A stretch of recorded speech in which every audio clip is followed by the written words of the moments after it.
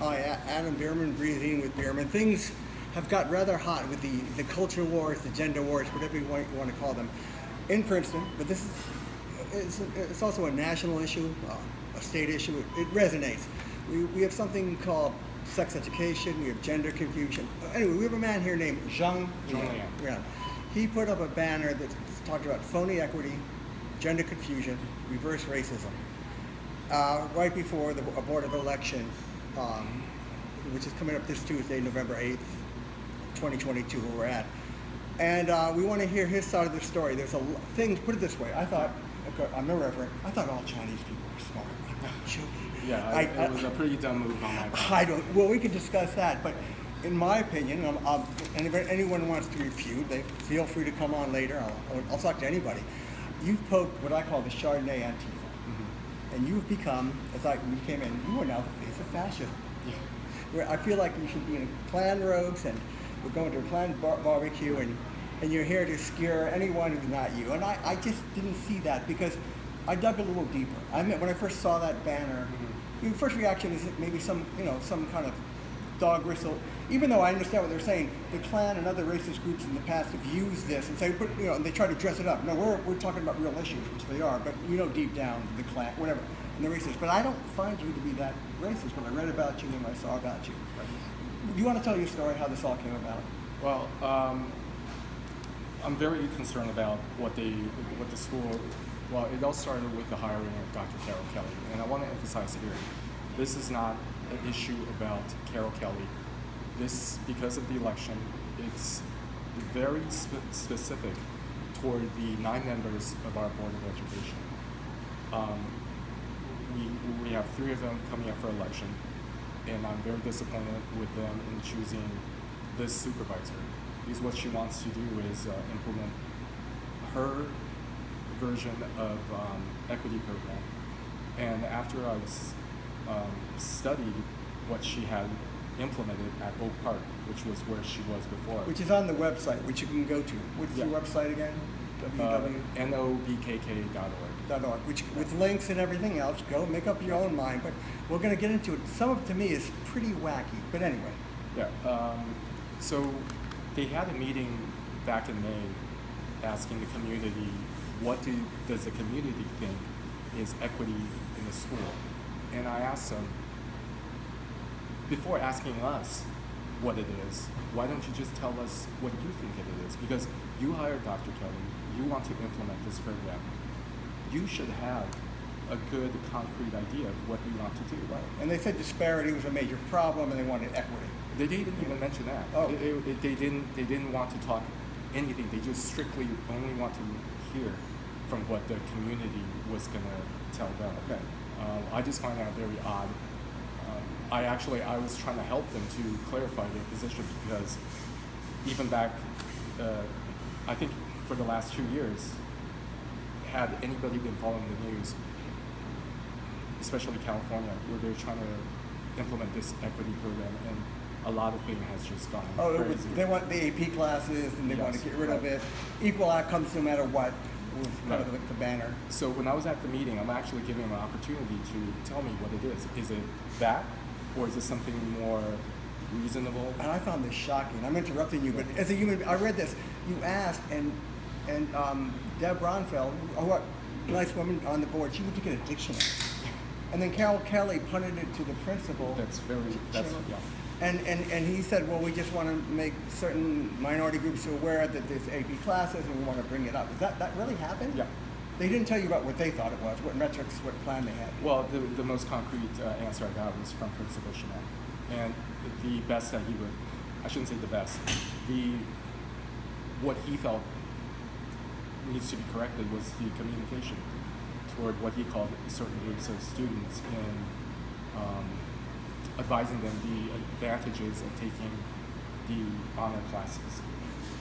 So that was it. That's it. Yeah. And then I did my research and I went to see what Oak Park was doing, and I found out everything that obviously that was on my website. I didn't find out. And again, I looked through this too, and I don't want to take over the interview, but I'm just sharing this as someone who actually read it, and then there was a lot of red flags here. And again, this is this is like the very close to Pat. This has just happened. She just left Fair Oaks, Illinois. The red flags were like, there were like programs about neutral whiteness. For kindergarten, they wanted to have a teacher was using a non-binary animal puppet and teaching the kids about they and thou, they and other pronouns and everything. I mean, what about Barney? Are they even sophisticated enough for this? They wanted to have for middle school affinity groups for Latinx, which drives a lot of Latinos nuts. They don't really like hearing that, at least in my. And for black students, is that really going to help bring people together? I don't get it. Well, so first I want to emphasize, what I put on the banner does not mean, I should go back. I want to emphasize, I share with members of the BOE and some of the vocal people who attacked me in Princeton, we share the same principle. There is an achievement gap for black students. Trans students definitely must have a safe environment to go to school. And racism, injustice toward black people must be taught. That is unquestionable. But I think where we diverge is how we want to implement the equity, the how to help trans students navigate through school as they're going through the process, and how we should address racism. It strikes me as indoctrination, not education. To me, well, like with a political agenda, Yeah. it really doesn't handle real problems. I never heard anything about how we handle like disparity. I can throw out, try to get kids up to grade level, but by fifth grade, stuff like that. But I don't hear that. I don't think it's, how should I say it? I don't really mind what they're advocating, but I think they're trying to shut the voices down of the opposition. People who don't disagree, but who don't agree with them, they tend to want to just throw labels at them and shut them off. The banner was put up on Tuesday. It has my name, it has my email, they know who I am. Today is Sunday, and I still haven't seen any of them go on our local media to say what I wrote on my website and the example that I cited Exactly. were incorrect. Because my main point was, you hired Dr. Carol Kelly to implement this, and that's the reason she was hired. And people will go to my website, you can see the example listed. Now tell me, am I wrong or am I right? You had, as of right now, 5 days? Yes. You could just came out. They could have just quelched this immediately by saying, you're wrong. That's not what Dr. Carol Kelly is here to do. That's it. And say what they are doing is something of substance. But Yes. I got a lot of rhetoric, a lot of metaphor, a lot of basically, I see it almost as weaponized. They just want to shut you up. They don't seem to like contradiction. They don't seem to understand or appreciate nuance. And when they find out you're Chinese, again, they play a skin game in my book. So my feeling was, oh my God, he's of dark skin. How could they? That's how insensitive.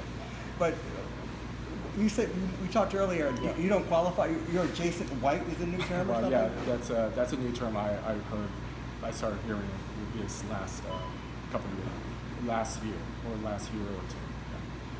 So you don't really qualify for the victim perpetual victim. I call it perpetual victim from an inescapable past thing. I really don't care, because that's not how I see issues. I look at the issues and I look at what you're proposing to fix the problem. Right.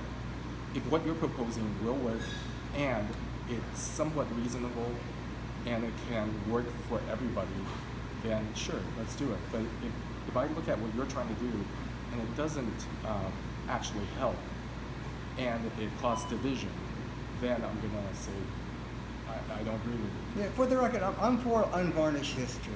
I'm for even some form of affirmative action. I'm for, yes, we have a disparity. It's been going on since my mom taught in the public schools since '66. What are sound practices? What have other schools done it before? How do we institute a culture where everyone's on board to teaching this, like they do with special ed? Yeah. But I just don't see it. Again, I see it as a ideological political agenda trying to be dressed up as something to help the kids. And you also mentioned that you see there's a chilling effect even on kids. They feel, some kids feel they can't talk, or what is that? Yeah,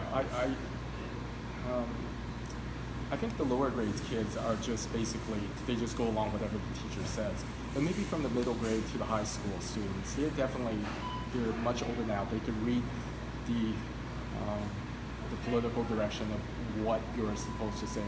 And I don't think, especially at high school, is where we should train students to have critical thinking. They're able to discuss whether you agree with this equity program, you agree with the way we want to introduce the gender and sex education, or how we want to teach racism. I don't mind the other side's way of teaching it. What I do care is that another group of students are not able to speak up or discuss about what they feel might be another way. Yeah, I've heard that too. Again, this is anecdotal, but I do talk to people. I called you. Richard Ryan also reached out to you from Tap Into his side. And I talked to students, and again, I'm not saying it's a definitive answer, but some of the students told me who were white that they were told you can't speak. They would have these, the racial literacy class, and they were told no by other students, by peers, and they said the teachers really didn't interact, and they couldn't speak out because they were white. And which I find really, we're all here together. No one's leaving. I mean, they're part, and I don't, you can be biased, and I took some great classes about communism. I didn't agree with communism, but it was interesting. The professor just demanded that you know your facts, and you talk, and you write and talk well, and you don't have to agree with them. Yeah. That's fine. Yeah. I agree. Yeah, so we're seeing that too. So what did you want from this banner? I mean, do you want, what's the plan? Well, the banner was limited really initially to let the general public know. Well, I want to go back.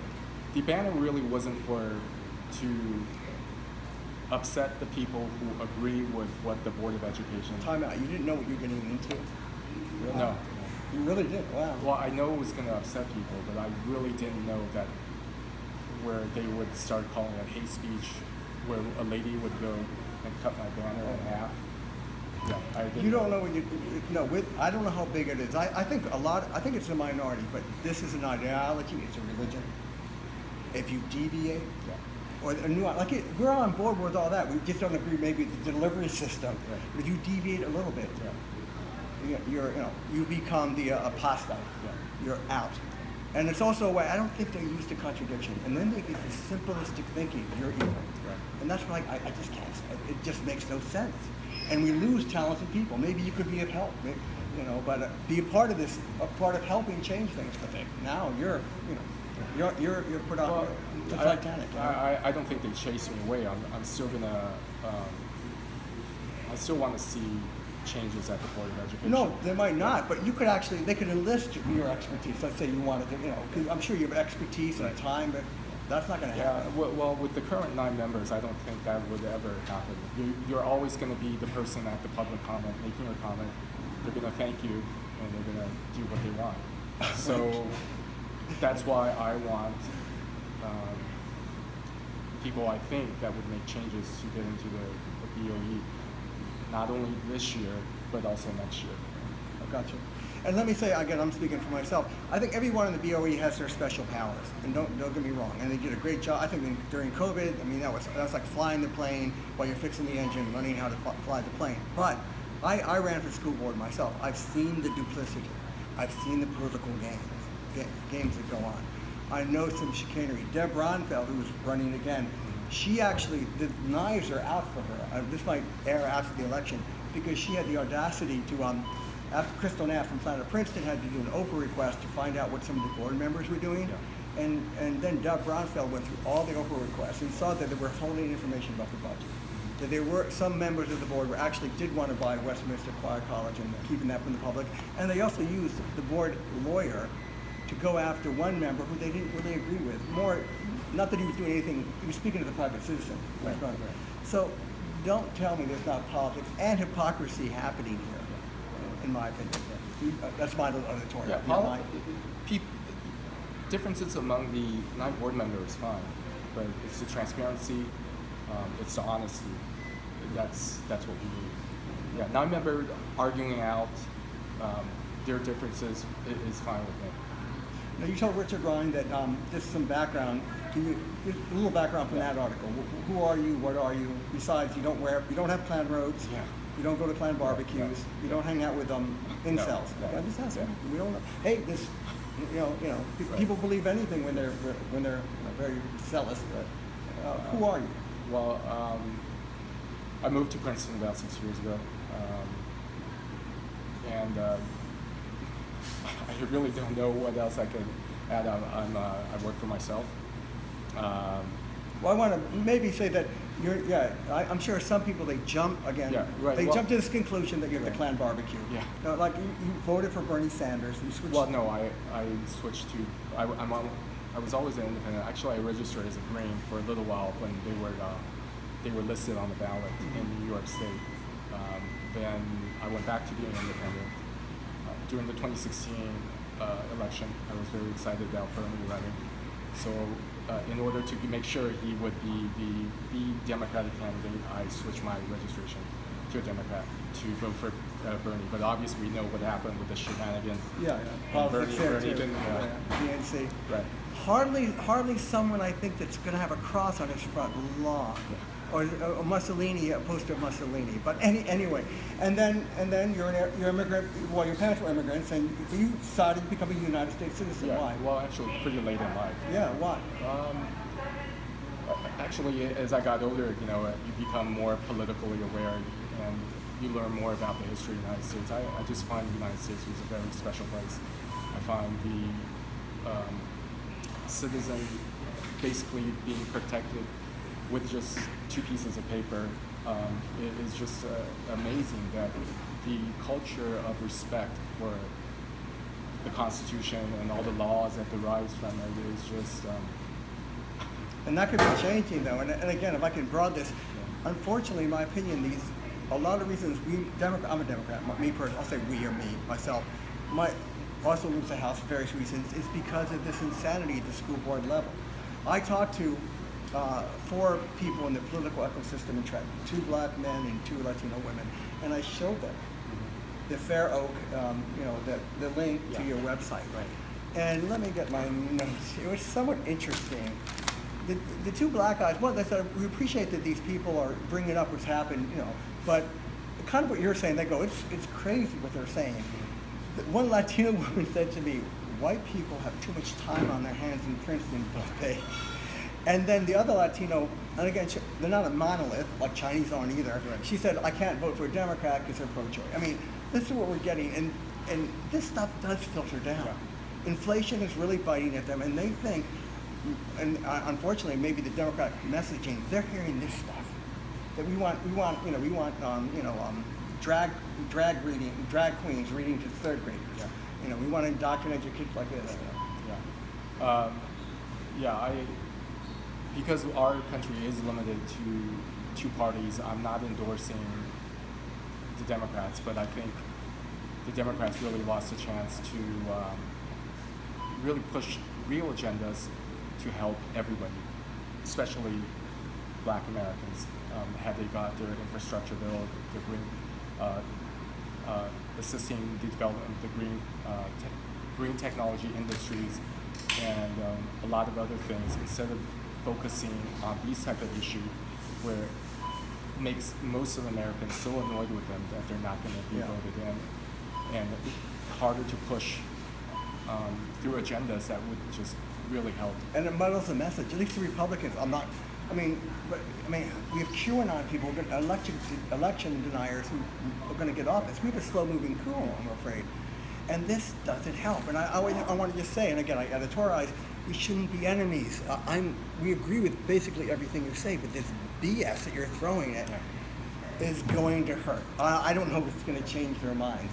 And in a final minutes, what else do you want to say? I mean, did I miss anything? Well, I don't think we're going to change their mind, but the banner, like I said, I was limited to when I was talking about the issues at the BOE with a lot of fellow resident that lives in Princeton, they pretty much had the same feeling I do.